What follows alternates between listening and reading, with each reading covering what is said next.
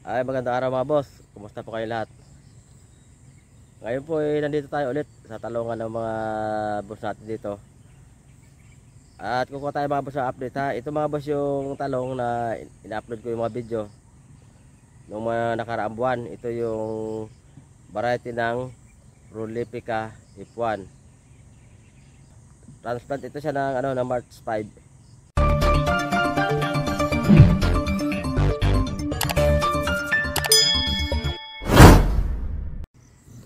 Ay, kumusta mga boss?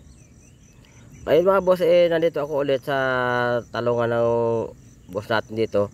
Ito mga boss yung palagi kong ina-upload ang video noong nakaraang April hanggang first week yata ng Mayo, kung hindi ako nagkamali. Ito mga boss yung variety ng Prolifica F1. So makalipas ang isang buwan mahigit, muli ako mga boss bumalik dito at kukuha ka tayo ng update. Ito na siya mga boss oh.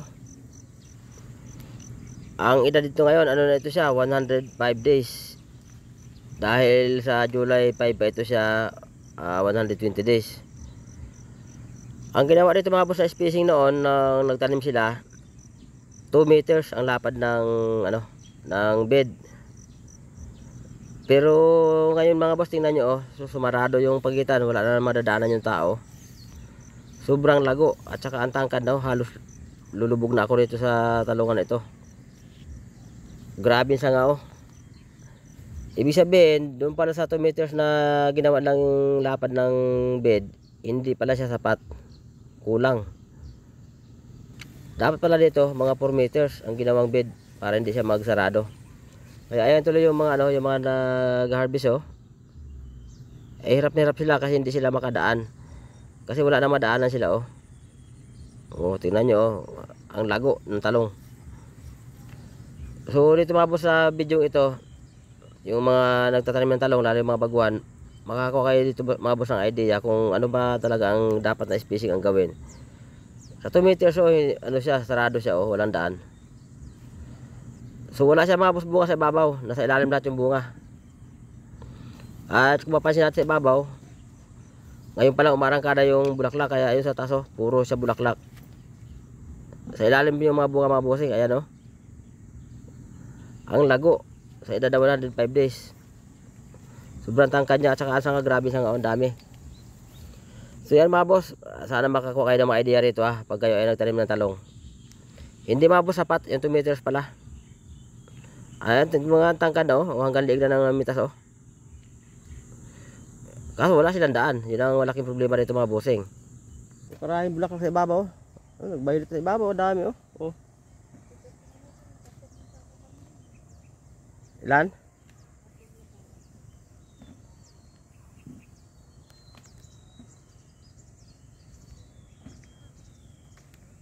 Karami bulaklak oh.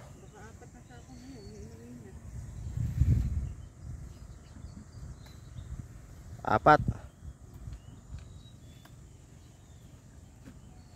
Katinding bulaklak talong na to. Ang dami sa ibabaw. Ang problema ito ni Kaboy dito, grabe na kasing kapal oh, hindi na makadaan yung tao.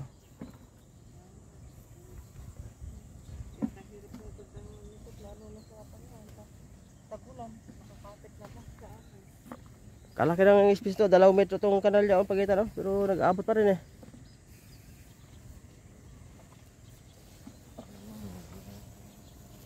Grabing grabe sikip ang daan.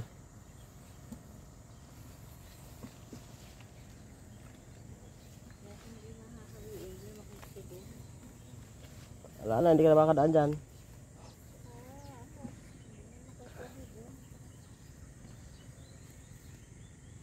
So ayan mga boss, ang ginawa nito teknik ng may-ari ito, hinintuan nila pagkarga ng pataba.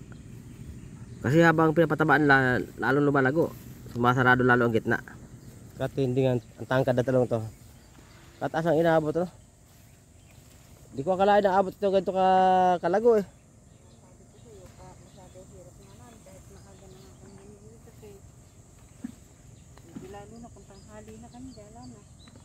Kasi yung magkakalang abutin ganito kalago ito talong na ito. Sobrang lago eh.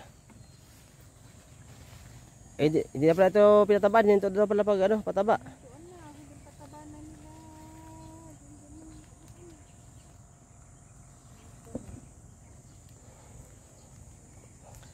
Ito mga boss yung ano ha, ang talong na ang variety Prolifica F1. So ano ito mga boss, mag-performance pa lang ito siya. Wala nang daan yung tao. Pero ang spacing nito mga boss nung tinanim nila ito, ano ito, 2 meters ang lapad ng kaman nito, yung bed. Pero ano pa rin, nagsarado pa rin, yung 2 meters pala kapos. Kailangan pala dito sa ganitong variety, mga 4 meters yung ano, yung lapad ng ano, plat. Para hindi talaga siya magsarado. Sa 2 meters kasi ayun, sarado na oh. Wala nang daan yung tao. Ang hirap na sila dito magtrabaho. So na ito magpataba, hindi na siya kinarga ng pataba. Sobrang kapal na nga, sobrang lago na. Eh kung ituloy pa yung pataba dito, ay lalong tataas na todo. Kasi yung ibabaw niya ngayon pala siya marangkada bulaklak oh. Oh, ayan na, nakita niyo naman siguro sa ating video oh. Yung ibabaw puro siya bulaklak. So ang pinipitas nila sa ilalim. Sa ilalim yung mga bunga niya, wala pa sa ibabaw. Mahirap lang makita. Sobrang lago ang talong talaga. Sobrang taas.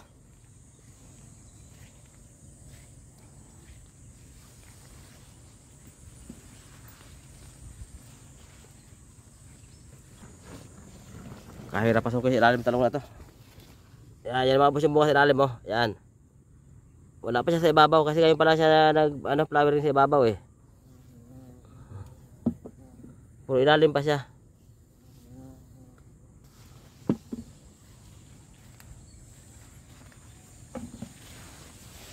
Pati nga ang pintas niya kung ano ba itsura ng mga talong niya.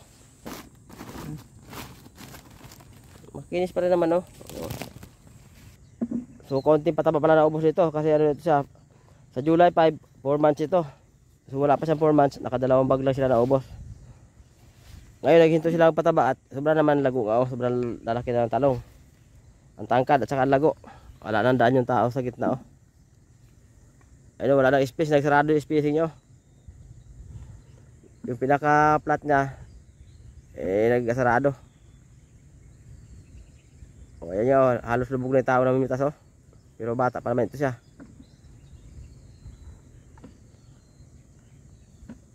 Ito mga boss yung yung lagi kong i-upload ng video last April hanggang last month, nakaraang Mayo. Ito ay lagi nating i-upload ng video. Ayan oh. So ayan mga boss, sa edad na 105 days, nakadalawang bag silang pataba ang naubos dito. At ngayon nga, naghinto na sila pagkarga ng pataba para hindi na masyadong lubago. So sa mga boss natin na baguhan, makakuha kayo mga boss ng idea rito na hindi pala sapat ang 2 meters na lapad ng kama sa talong. So kailangan pala mga 4 meters siguro para kahit abutin siya ng taon ay hindi magsarado yung pinakadaanan ng tao. Kasi ito nga mabuti nga siya mga boss, malinis siya kahit na ganun kasikip. At mapapansin nyo mga boss, wala siyang tama ng shoot borer.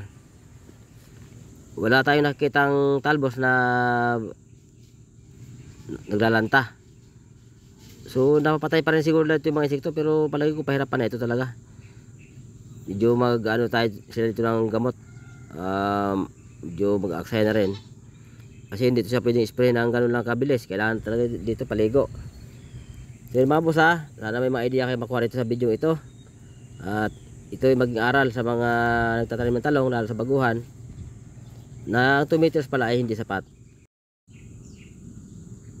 So ayan mga boss, ito yung update mga boss sa talong na Prolifica F1.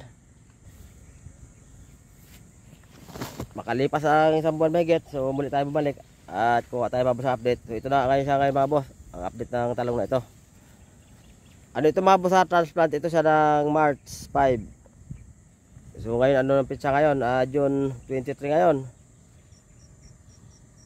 Sa July 5 ito siya na 120 days eh. Grabing tangkad. So mga boss, abangan nyo lang next update. At iba pang video yung upload namin. Hanggang dito mga boss, bye bye muna. Bye.